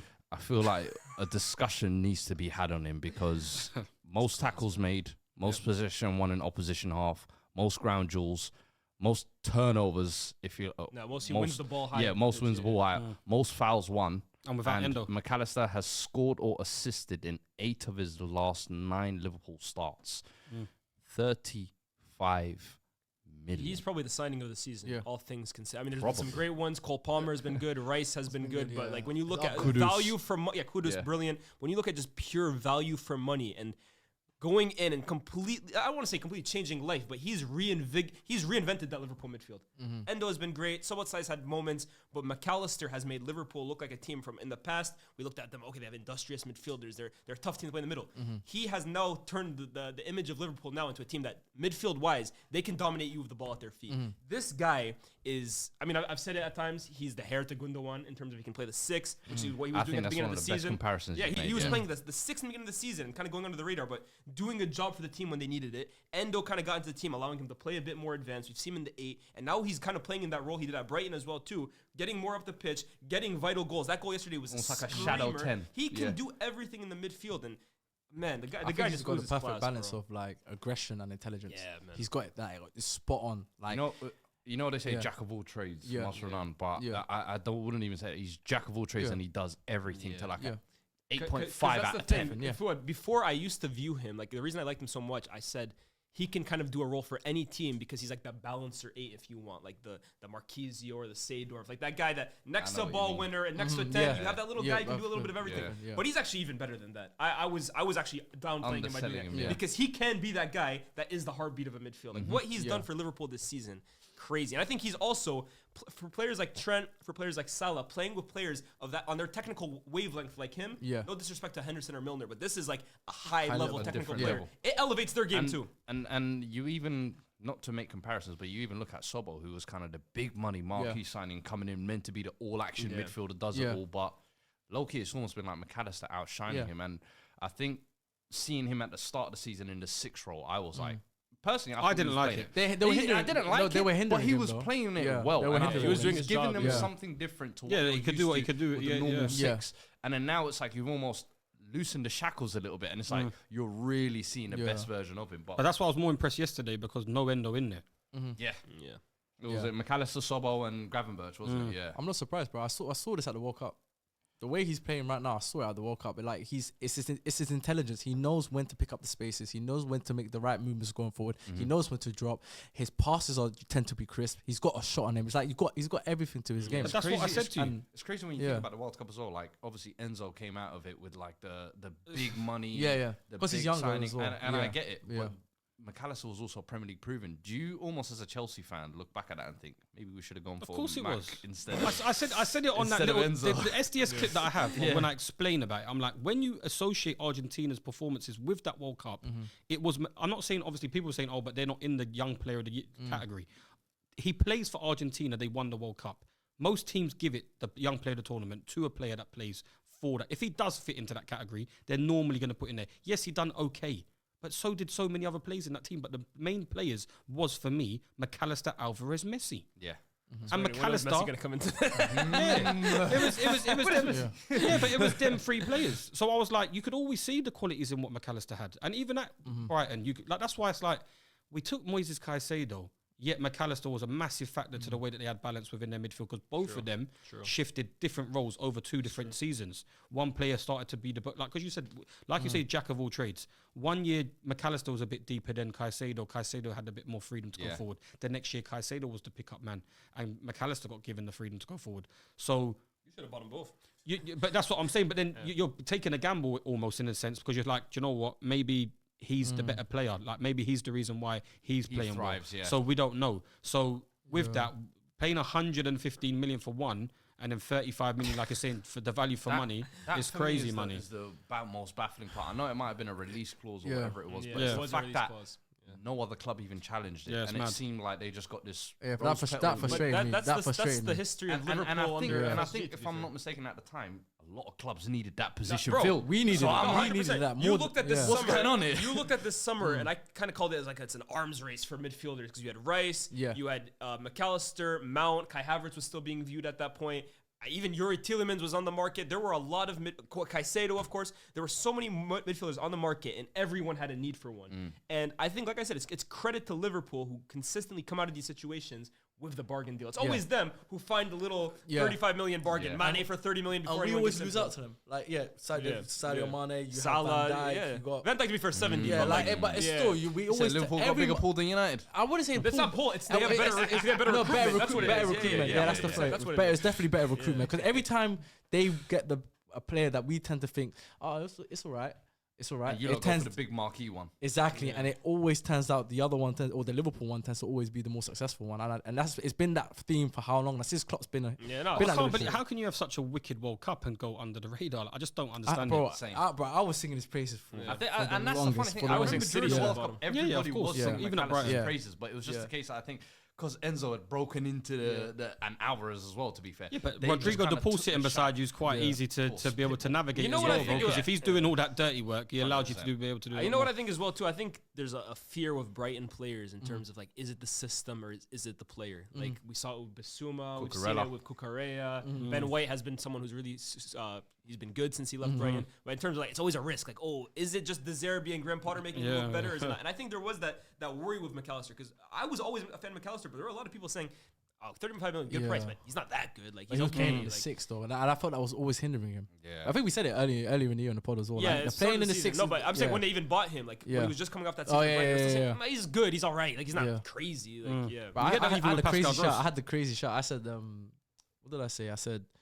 out of I think it was Jude, Enzo, and McAllister. I said, give me McAllister. You said that. I said that. It still might be a little crazy. It's still a little bit crazy. No, it's crazy. No, I said it's crazy. I'm saying to you. So now it is looking crazy, but like that's how much I thought of McAllister at that point. Speaking of shouts, actually, Yeah. you also had a interesting Darwin Núñez shout. Yeah. Over the past 18 months or so. He is now directly involved in 30 goals across all competitions this season. I feel like now's a fair time to kind of reflect. Yeah, reflect. It's like therapy. No, it's not really. Listen, when I'm here, this is what we do.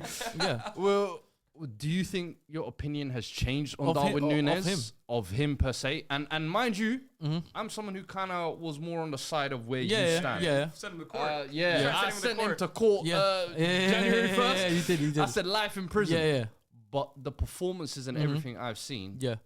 and I always said with Darwin Núñez, he has a lot of the tendencies that I like in a player. Yeah. The chaos, the dark, he's got all of that.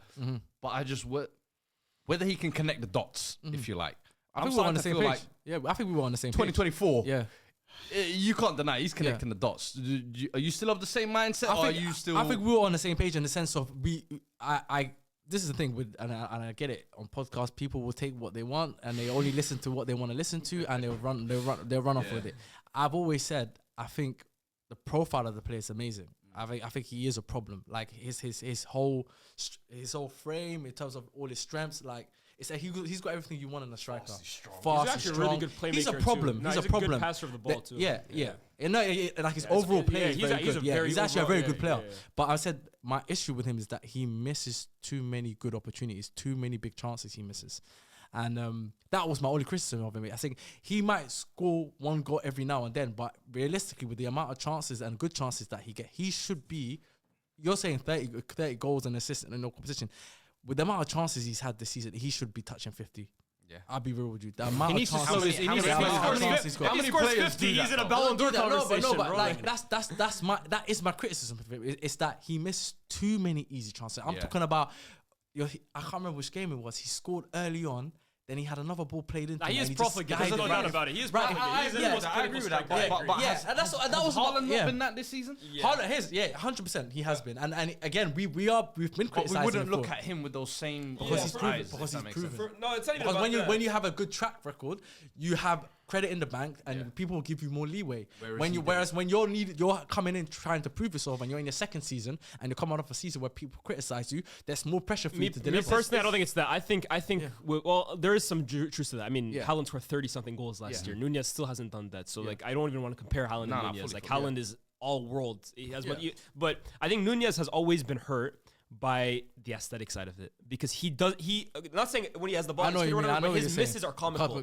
Like, there's ways of missing a chance, right? Haaland will miss a header or something like. Darwin Núñez is capable of missing an open goal, and I think that's really what's hurt him. But honestly, the reason I never gave up on Darwin Núñez, and the reason I always said I think there's a top player there, is because when you just look at the chances he generates, it's not like, oh, he just happens to be there. His runs, the way he dribbles through players, the way he always just happens to get those chances. For me, it was like, okay, eventually the chances are going to Start going in. And then when you look at the rest of his game, bro, this could be one of the more complete attackers in the Premier League. And I've never denied that. I've always said I've said this. This is what I mean by people will take what they want to hear and will run with it. And I'm okay with running with that narrative. If that's the narrative you want to run with. But I've said that. Like it should click for him eventually. It should eventually click for him. But we need to see it clicking as well. Is this and I feel like season now, you're now seeing that? this is a good. I feel like this is a good platform season. I still think there's a lot of improvements to be made with him. I think he's done well in some aspects. I feel like there's still improvement there that's needed. But he's made the platform now. Next season, there shouldn't be any excuse for him to go backwards. You know what's crazy? Especially with the team performance. He's young too. He's 24. Yeah, bro. I always forget that. Yeah, he's young. He's a little boy. I don't think his style of play will ever change though. I just genuinely don't think. What do you think? I don't think it needs What do you to. think is different this year compared to last year? I just think like, I feel Confidence, like I think. I don't know. I think confidence. I feel like he's got the backing of the manager a bit more than what he did last season. There was games where he used to get dropped sometimes and be impact player. Season though, he didn't even start. Yeah, that's what I'm saying. So I think as it's got on throughout the season, I think the more backing that he's had to start in that role, then I think that's why he's kind of. I think as well too. He's a rhythm player in my opinion. Yeah. Once those chances start falling, like okay, he starts finishing. So I think. Yeah. Yeah, in part it is the playing time, but I just think like, okay, once a few of those chances start happening, that Newcastle game for me, I reiterate, was huge for his Liverpool career. Yeah, 100%. And then like, there was a time early in the season where they won. You couldn't tell me what the front three of Liverpool was. When they had Jota. You couldn't tell me. Every game you didn't know what the front three. Now he's undroppable. Exactly. Now the difference is now you know every week he's going to be. And he's a menace. He's going to create the chances he creates. He self-creates, and this is that's the definition of a Núñez goal. Look at what he's done. Out of nowhere, he's run down a geezer that he doesn't need to run him down at that intensity of a speed. But sometimes when you force people to do things like that, you get things out of nothing. Can I hear some talk on Luis Diaz? I was just Yes. about to boy.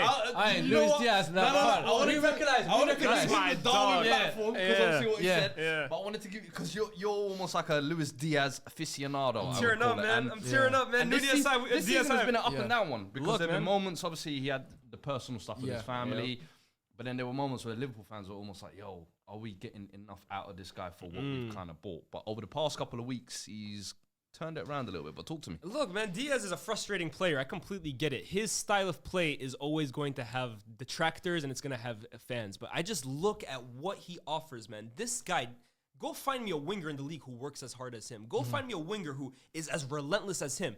And I'm sorry, when you play in a club system, you have to have guys that are going to run themselves into the ground. He's not Mane for me is like Diaz on crack. Like he was just a better player at everything. But in terms of the fundamental skills that he had, in terms of being relentless, being able to take on your guy, being direct, always looking for a goal, that's my kind of winger. I've always liked that. And now I think what he's given Liverpool this season, like that game against City for me, I'll always look at it where a lot of people were criticizing him. But then also when you look at what he provided for that game, the way he's able to carry the ball from his own half to the other side of the pitch within 15 seconds. How many wingers can you find me in the league for that? So look, he's always going to have his haters because his final touch is really what's missing from Diaz. Like the final execution. But something I always struggle with modern day fans, like, oh, goals win you games. And, oh, if you don't score a goal, how great are you really playing? The goal for every player should be help your team win. And every player helps their team win in a different way. The way he helps Liverpool win games is by carrying his team up the pitch, winning his individual duels, and just being a handful. He is a handful for every single team. So when you have him,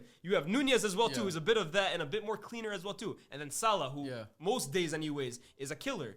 That's the scariest. It's mad when Just off the bench as well. Ain't bad. But it's mad when you think of them three. That Salah's actually the most composed one out of the three. It's mad. I think with Luis Diaz as well, like it's now because with when the way he plays, it's so true when you say you're going up the pitch. Also, as a fullback, if you're on the opposite team, not only are you you can't breathe. Not only are you dealing with going forward or having to deal with defending, this guy's on your neck constantly. Like it's hard. It's hard. I imagine being a defender. Me personally, those would have been the worst two types of profiles to play against: Darwin Nunez and Luis Diaz, because they just don't stop. I even look at him. How are you not tired, bro? Like the guy doesn't stop running, man. Honestly, Them Colombian hills he's been running up. I would love like those are the kinds of players you need at United, for example. You need at any club, bro. They just run themselves into the ground. You guys played them on the weekend. Can we maybe get a little prediction? I think we're gonna struggle. Obviously, if I go with my mind, would tell me, it's a loss. It's a loss. I want to hear the minds. I don't think it's gonna be another 7-0. Mine Let me will not say too be. much. The mind will tell me that it'll be a draw. Draw. A draw. Yeah, just because I feel like the home advantage, the fact that we got a slight mental advantage in terms of what happened in the last game. I think the fans will be up for it because of what happened against Chelsea as well. I feel like there'll be a bit more motivation, and you need to have some self-respect. That's why he's fresh from Juma. He's prayed for that win, man. Yeah, come on, man. You know. But in terms of the actual my heart, I'm always gonna. Any time when it comes to United, I always have faith that they can just pull something out of the bag, and that's what I want to happen. But realistically, I think it'll be. I'll say either a draw. If it's not a draw, then it's an and it will L. all be down to Eric Ten Hag. That's his line. Man United are gonna wear red on the weekend, and it's gonna be because of Eric Ten Hag. That's his line. Don't steal his lines like that. Me personally, I would love for United. If we could be the ones to spoil Liverpool's party, we've already spoiled their quadruple hopes. If we could be the one to spoil their title hopes in clubs last season, I'd be over the moon.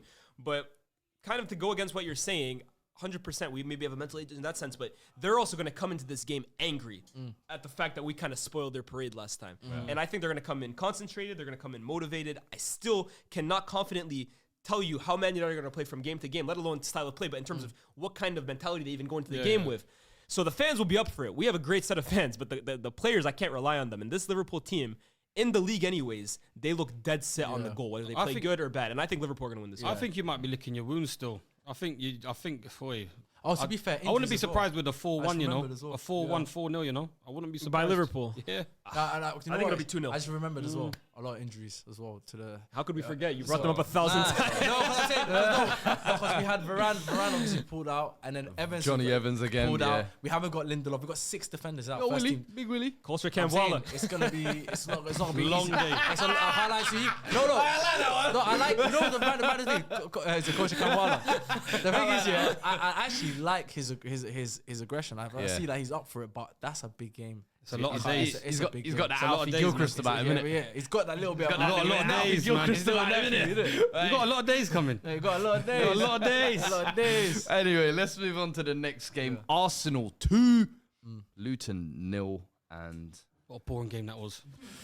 because when the sorry, two goals man. went in, you would have thought this was gonna kind of turn into a 4-0, 5-0, but Yeah. a few players rotated. Emil Smith-Rowe coming back into the team and Boy. man of the match performance as well. But what did you guys make of the game? I think this game was kind of like it was the first real time that Arteta has seriously rotated his team this year. And I think you have to give credit to the guys who came in because at this stage of the season, when you are challenging on 2 different fronts, when you are kind of like at the tail end of the campaign, you need every single person in your squad to be held accountable. We've seen that with City in the past, we've seen it with Liverpool in the past too, United. Every player in your 23, 24-man squad has to contribute. Yeah. So credit to Smith-Rowe, credit to Reece Nelson, these guys who really haven't played all too much this season. I'm sure it's been a massive disappointment for them, but they've kind of shown that, okay, when they're called upon, do your thing. And Smith-Rowe, I'm super happy to see that, man, because I've always been a fan of him. It's been a really tough last 2 years, and he probably will have to end up moving at the end of the season because I think the competition for places at Arsenal is only going to get more serious. But that's a player, in my opinion, that he's kind of shown it this weekend. Like when he's on it, and I think he also needs to really get himself in the best shape, both physically and mentally together. He could definitely do a job for a club like Aston Villa. Yeah. If he wasn't at Arsenal, I think for a club like Spurs, he'd be great for them as well too. Like there is individual talent in this kind of kid. So hopefully it's a sign of things to come. And Kai Havertz, of course, getting another assist as well for Odegaard's goal, if I'm not mistaken. But has now been directly involved in more Premier League goals in his debut season with Arsenal, 12, than any of his 3 campaigns with Chelsea. Does he look like a different player at Arsenal in comparison to what you saw at Chelsea? Nah. Not at all. Nah. Not at all. The first way that they deployed him in the central midfield role was a mischaracteristics of what his game is. It was never going to be that kind of player. Yeah. The freedom that he gets to roam up front, it's because Arsenal are such a better side than what Chelsea are. On the front foot a lot more. He gets to float in areas a lot more on the front foot. People are closely around him. He doesn't have to do all the long running in the channels that he used to be, what we used to ask for him to do. Yeah. So obviously it's a better system that he's involved in, and that's why you got to credit Arteta for how he's like, bro. It's very hard to bring in someone like an Emil Smith. It's hard enough to bring in one player, but to bring in 2 players into a team that's been well oiled, well drilled, played to a certain standard, for them to come in and match that standard and get them playing how you wouldn't if you just put a shadow on all of the players at Arsenal, you probably wouldn't know who else is coming into the team half the time. Yeah, that's credit to Arteta. Yeah, but it's also a credit to the system as well too, because you say it's tough, but at the same time, when a system is that well oiled and there's only 1 or 2 players, the quality of the team and how like well drilled the team is, I think you can afford to bring 1 or 2 guys in. Yeah, but I'm still not having the Havertz prop still. Why? I feel like I was one of because you lot were using the March thing. You know, he only turns up in March, and then they went, "Hold on, April, we got an assist." Well, I kind of hear Sean a little bit, right? Because if you, I don't agree 100%. Like, no. There are aspects, like, but he has got aspects. A lot of people that are talking about Havertz this year, if you really believe that, like, you genuinely believe then that in 8 months, 10 months, he has just transformed into this different player. I don't think footballers are like Play-Doh where you can just kind of mold them like that. I think players have skill sets, and managers and systems can use those skill sets and basically get the most out of them. So Arteta has gotten the most out of Havertz. He just wasn't getting the most out of him. He's an intelligent player with a very good awareness of being able to know what's around him, getting out of tight scenarios, knowing how to navigate spaces. That's his characteristics. Yeah, but that's that's going forward. I feel like even defensively though, I feel like he's improved a lot. He wins his duels. But he wins the ball back for the team. Of course. I'll give credit to Arteta. Yeah. Shorter spaces of area to work back into. It's true. But then you have to credit Ten Hag because we didn't really see that side. Wait, what? Ten Hag? I mean, what's Ten Hag? Hold on. Oh my God! Can we get a break? Why did I say that? What are we doing here? Ten Hag is cover, you know. What are we doing here? My mind has been so on this guy's all day. Yes, Ten Hag's lawyer, bro. Arteta. Better call Lee Ben. Better call Lee Ben. Hey, chill, man. ETH. Stop calling me, man. Hey, listen. No, my bad. I meant to say Arteta. That's how you know, man. My mind's been on Ten Hag, but my mind's been on Ten Hag. But anyways, moving on quickly, swiftly. Arteta deserves credit for that because we didn't see that side of Havertz at Chelsea. I think people forget that He did do a lot of defensive work, though. Trust me, he did. I feel like Chelsea I think he's that side, for me anyway. That side of his game is elevated. Maybe the defensive side. I do hear that, but sometimes I think people forget that Havertz, when he was at Bayer Leverkusen, was thought of as one of the most talented players in world football. I absolutely loved him. Right. So like sometimes when I feel like we talk about him now, it's like, oh, look at how much he's improved and stuff like that. I feel like he has a coach now that has gotten the most out of his skill set, and that's for me what a coach is supposed to do. So credit to Havertz as well for doing his thing, but I think Arteta more than anyone deserves credit for 100%. And I think I've always said confidence is the biggest PED or performance enhancing drug in football, 100%. and you're seeing that with him. But I like that. bro, I'm telling you, it's but one player I really want to speak on, Smith Rowe. You touched on him there as well. If he was to kind of hypothetically leave in the summer, because obviously a lot of competition for his place, where would you see him potentially landing? Or where would be a good spot for him where you can really see the finished version of Croydon De Bruyne? Villa wanted him before. Villa wanted him a few years ago. Actually. But Villa, you look at it, their midfield is stacked. To be fair, their midfield is stacked. I would say probably Newcastle even. I think Newcastle would be a good move for him. A nice project as well. Yeah, I think Smith Rowe as well too. He needs to find out what kind of player he wants to be, because there's been times where he's played at the 10, but I think some would argue he's probably better off the left. Like I think that's another one as well too. And like Willock, that was kind of a similar situation with him too. Is he a winger? Is he a 10?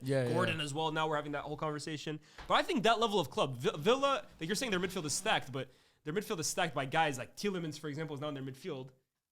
Maybe people would have said, "Oh, their midfield is stacked before he came in." So that quality of player, Emil Smith Rowe's level will go up as well too. Do you think if he's playing consistently? Do you think he's better than Tielemans? They're different. They're so much different. It's hard to say. Like in terms of like individual quality, Tielemans is more industrious. I look at Smith Rowe's way more technical. Nah, Tielemans is very technical. If anything, Tielemans' athleticism is actually probably my biggest concern.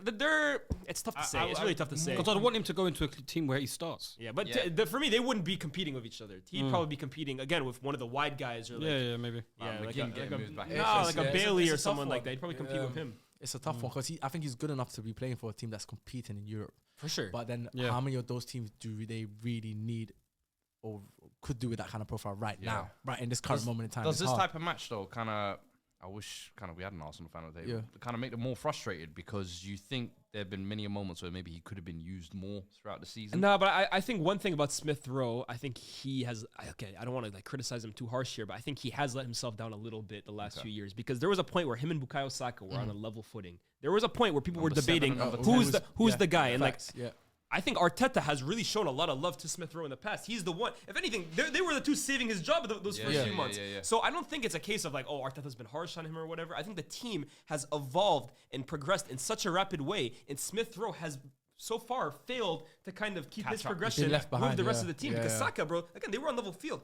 I don't even want to say it's like Rooney and Ronaldo, but at one point they were at the same level, and then Ronaldo just shot up, and Rooney got to a good level as well too, but never got to his point. So it's tough to say. The team's gotten so good, and Smith Rowe just hasn't been able to keep up with it. Do you know where else might need a Smith Rowe? Tottenham on the left-hand side. That's what I'm saying. If he was at Arsenal, but the thing is, that would never happen. Don't joke with that one. What, you happy with Brendan Johnson? We have a space. But the thing is, what's too different That's between? the brother I'm looking What's too tough? What's too much of a difference between Eze and Smith Rowe? Like, Give me Eze. That's not much. you're saying that because he's at Arsenal, but if Smith Rowe wasn't at Arsenal, I think they're like similar level. Eze's a player still. I love Eze. I agree. It's tough, man. He's gonna be in a tough place. I think opportunity. Let us know in the comments. You say confidence is a major thing in football. Opportunity is also a major thing. And being in the right environment as well too. Talent when it's molded in the right way in the right environment, it can do crazy things. Or does he just stay and be that almost like I hope not. Solomon Kalou? You know the he doesn't play enough. Kalou was playing. No, I know. But I'm saying earn that way. Trossard is their Kalou, bro. You can get Trossard out of here, no? Trossard don't have to be that long. That's what I'm saying. I feel like Trossard was a stopgap because they never got Mudryk. I think he should be. The last 2 years have been tough on Smith Rowe, and I think at that age, playing football regularly is the most important thing for him. I don't think he can afford another year at Arsenal. Yeah, and I don't think he's had that kind of run in his career where he just had like 2 years of consistent football. Yeah, he might have to go abroad. Yeah, he might have to be an abroad. He not might a have to bad be shout, an abroad move. He was at Leipzig at one point. young Sevilla or something. So, yeah, he might have to be. Shit's battling down there. But nah, another clean sheet anyway, and Arsenal have now put together a 10-game unbeaten run to start, in 2024, and they've broken Luton's 18-game scoring streak as well, which is kind of interesting as well. I didn't know Luton were scoring. Luton Nation. I was waiting for it. I was waiting for it. I'll be getting you on Twitter with that as well. It's a tough one the last few weeks, man, but we'll be back. We'll be back. Hey, don't worry about don't you gotta worry about us, man. We'll be back. Let's move on to let's move on Colin to Morris, the baby. final game we're gonna cover today as well. Listen, today is a little bit of a shorter Premier League roundup, so big dogs only today. I don't even think it's shorter. It must be up to 2 hours.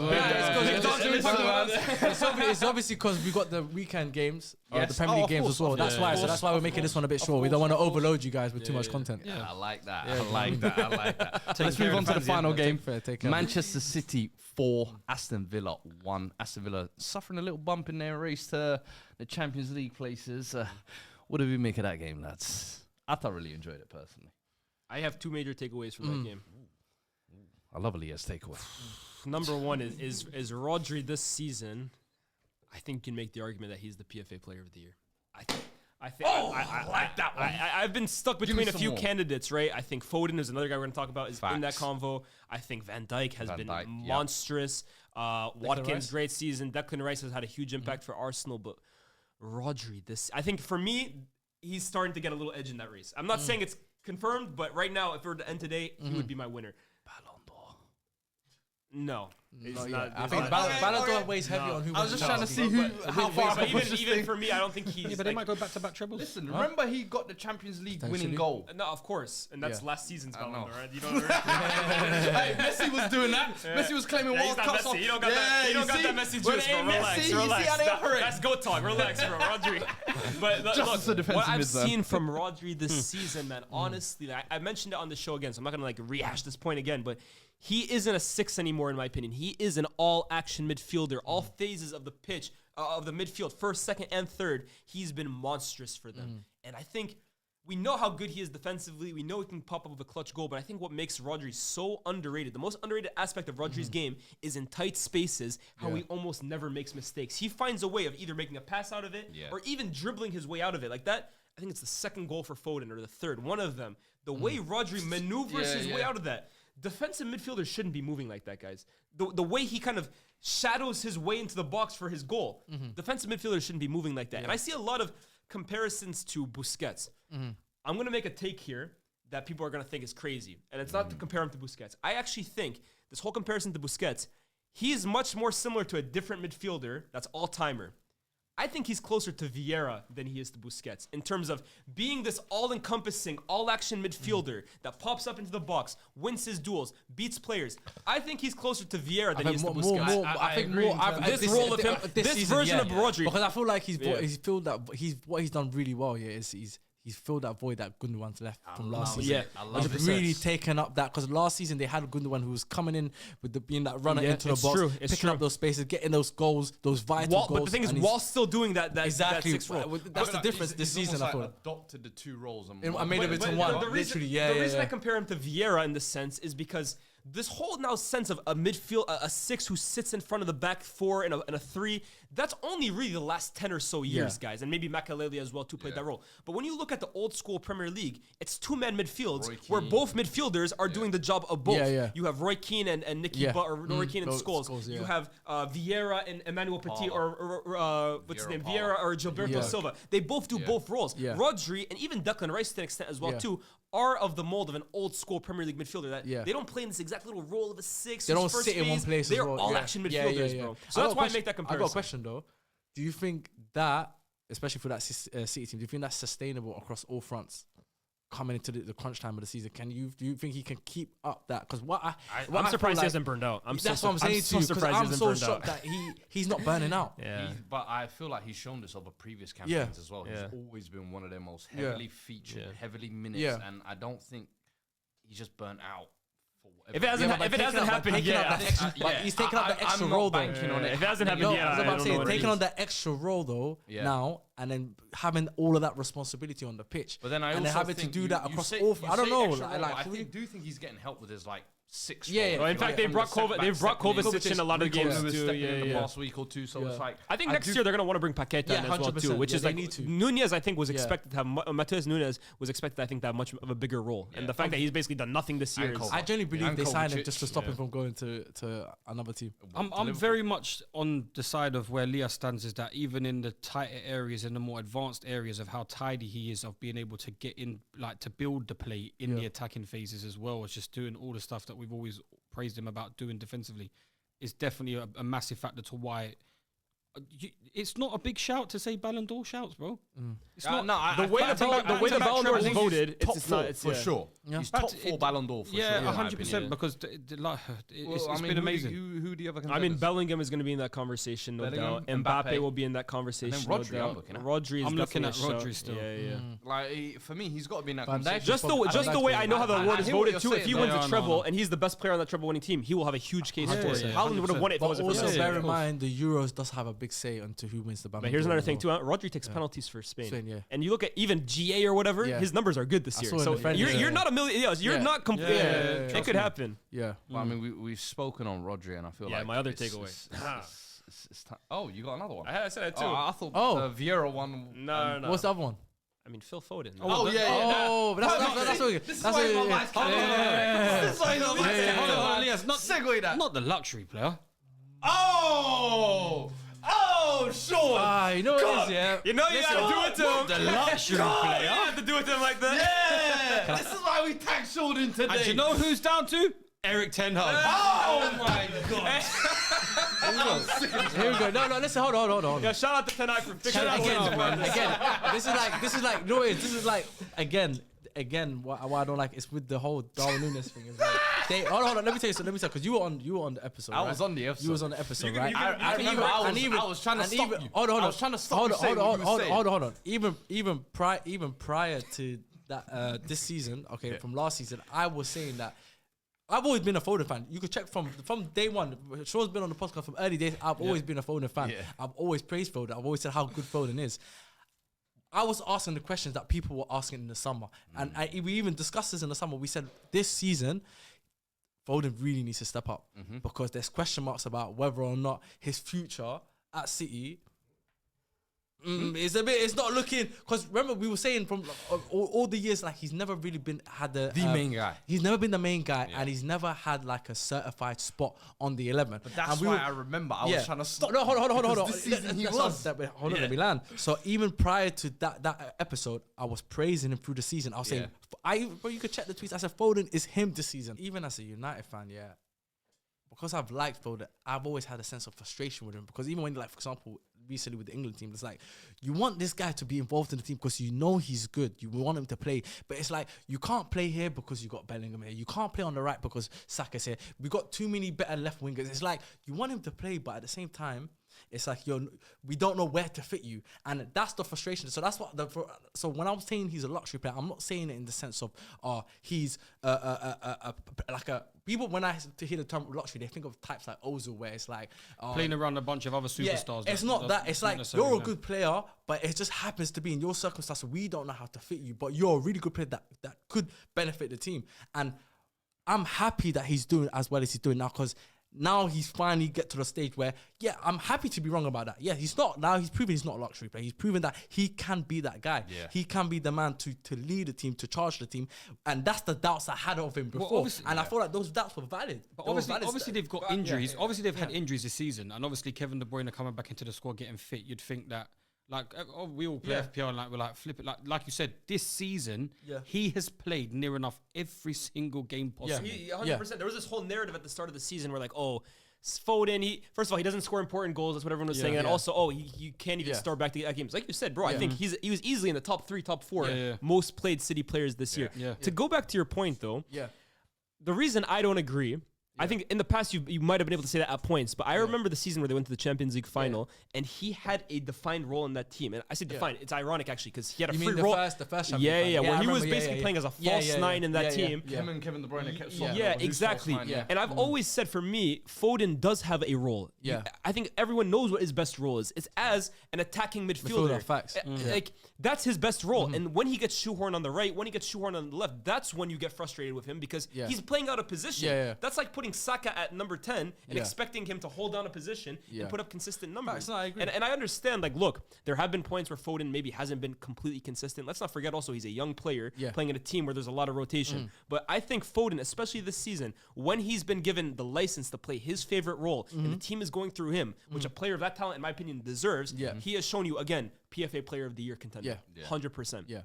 And I think the frustrating thing now is the De Bruyne thing, because when De Bruyne had that game against Newcastle, I was saying best player in the league is back. De Bruyne, since that game, okay, I think his GA per 90 minutes is crazy. Like, he has like a GA every 15 minutes. But the performances, I've always said about De Bruyne, like, look, he's not your typical midfielder controlling everything, but he still gives you, especially in big games. This year, De Bruyne, since he's come back, I think physically doesn't look the same. Losing his legs. Do you know what I think? I think Pep is losing his in legs. decommission mode. I'll be honest with you. But when I look at the game against Liverpool, like, I think Foden was hurt because it's still trying to go through De Bruyne. No, 100%. But I think this season he will still try and use De Bruyne in some capacity. Say how it is, bro. But I think... Say how it is. What do you want to say? Hold on. Say what you want to say. Say how it is. He's losing his legs. No, but that's fine. He's losing his legs. And it's normal. It's normal. That's why it's normal. I thought you were going to say something else. I thought you were going to say he's washed or something like that. No. I'm saying he's losing his legs. It's And it's normal, bro. At that age, with the injuries he's had, it's natural that he's declining. Yeah, but it's the perfect transition for Man City to hold, like, to transfer over the crown to Phil Foden. Voila. And you mentioned kind of the Paquetá signing earlier on. I feel like that is going to be another one that kind of almost is either going to force KDB to drop a little bit deeper and just become like a QB style almost centre mid, or maybe just become an impact player off the bench. That's what I think Pep's plan is for Kevin De Bruyne. I'm willing to give De Bruyne another year. Like, I think another preseason and a summer. I don't want to disrespect. Yeah. But I do think, like, look, I think the game has to go through Foden now, bro. No, I think it's his team. This is now what, 20 plus goals across all competitions in a single season for the first time in his career, and he's got 3 hat-tricks now, which is tied with, look at these names, Frank Lampard, Cristiano Ronaldo, and Didier Drogba. Wow. He's got the same amount of hat-tricks as them. And his first one, when did it come? Against us. It did. Good memory there. Good memory. But no, incredible season, and obviously a hat-trick like that. I think it's because of Ten Hag, actually, that Foden got his first. Oh, is that so? Don't shake hands. You needed him to give you that one. Yeah, you got ghostwriters in the building. Don't use ghostwriters, Don't use ghostwriters. Don't use ghostwriters in the building. Man's using ghostwriters. Quentin Miller. Man, back to back your ass, man. Don't kill me. Back to back your ass. Don't kill me. That's a whole group effort, bro. I was gonna say though, Ortega now. He's had a couple of games in that in between the 6 for City. Is he the best number 2 in the Premier League? He might be in the world. He might be in the world for real. What, Ramsdale now? Current Ramsdale. I'm just asking questions. I won't be disrespectful. I'm the host. Ramsdale, when he's at I mean, is he better than Keller? It's hard to judge because I feel like Keller's a good shout as well. I think it's hard to say, man. I don't know. There's like, Faisal will probably tell us Lunan, and to be fair, Lunan has been really good. No, Lunan has been good for him. Lunen's been good. Lunen's been good for Real Madrid. Lunen's been good for Real Madrid. Chill. No, but I think out of all of them, get Zidane's son back, man. Jesus. Well, Bayender. What about Bayender? No, but I'm saying if you talk about actual performances out of all of them, I think Keller has probably had the best. Yeah, definitely. Definitely had the best. So far is Keller. Yes, Keller has had the best performance. Ortega and Ortega at the same time. I've never really looked at Ortega and thought, wow, you look at it, please. Yeah. I didn't like the goal he did concede though, because he comes in, he pulls himself out. Goalkeeper coach, here we go again. No. We need the expertise. Faisal don't give us. You're not wrong, Sean. I think I think he could have made himself a little bigger. No, but he came out so far that it actually opened up the whole left-hand side for the shot to go into. Like, he came out way too far. He actually increased the angle rather than narrowing the angle. The one thing it's not a drop-off in a similar sense of what it was with Zach Steven, if you like. You knew it was. Had an injury suspension. With Ortega, I think that's the important thing with a substitute goalkeeper or a backup. You want the gap to be as close as possible, almost. And I think. Oh, another good number 2 that hasn't been mentioned, Dubravka for Newcastle. He's been good. No, he's been good. So Ortega this season. No. Let's be real. No. Dubravka, they've conceded. Newcastle in general have conceded a lot of goals, but he's made a stupid amount of saves that he should not be making. He should not be making. I wouldn't put him in the same conversation. No, but I'm saying though, he's been a good number 2 this season. Though, 100%. He stepped up. With Villa, obviously 4-1 is never a good result, but was this kind of expected? Obviously, a lot of their spine was pretty much missing with injuries in this game. But coming up over the next couple of weeks, they've got Brentford, Arsenal, Bournemouth, Chelsea, Brighton, Liverpool, and Palace. Say goodbye to top 4. Well, they got Conference League as well. My man! Just a question where I was going to ask. I need to know, who's getting 4th place here? Tottenham. I think Tottenham as well. Yeah? Guaranteed. I think Tottenham as well. I'd like to compare the two sides because we obviously beat them. Did we beat them 4-1 in the cup game? Sure, actually. Hold on. You guys still have what? Chelsea, Arsenal, Liverpool, and City. Yeah. And you guys have dropped points as well too a few games here. Let's not lie. Yeah, the Fulham one, I said we're going to look back on as well too, which I know we're not going to talk about. You got your game in hand to go above them anyway, innit?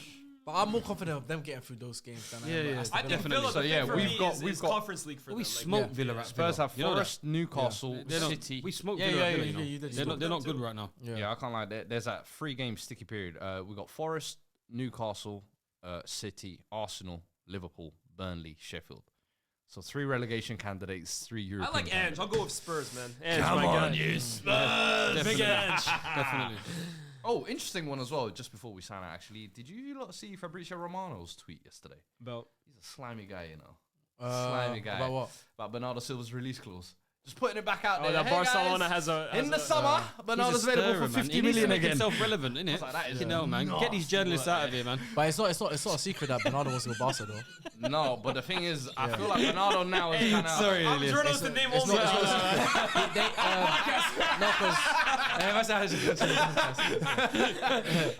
because I'm a journalist when Netflix wants to call me that. Algerian journalist. Do you think this is the summer he finally leaves, though, Bernardo? Apparently the agreement was he stays 1 more year, right? And then they'll let him go next. Man, he's been wanting to leave every year, bro. Yeah. That guy's dying to leave. Yeah, apparently his family lives in Barca. Yeah. Who do you think he'd want to go to though? Barca. Do you think Barca can afford him? Just finish him there. Bro, Barca, I don't know. Barca, they're getting rid of Nike. They're getting the Barca logo now. Like they're gonna be sponsoring themselves. They make their own shirts, yeah. Barca, they cook in the books, bro. No. They're recycling them Catalan flags. They do. Catalonia. They're fools, cooking man. the box, bro. They're on the 419 deal. They're on the 419 deal. Yeah, crazy. Yeah. They'll find a way, bro. Number 1 trending. Let me talk about Barcelona. Well, listen, that is the end of that episode 1. I enjoyed you hosting. Yes, can we give a round of applause? Yeah, somebody's job's not saved. Yeah, someone's job's not saved. The best number 2 in the business in the morning. Ortega, Zach Stevens. Listen, we'll be back next week. Make sure you're there as well. Like, share, subscribe, all of that good stuff. Till then, peace.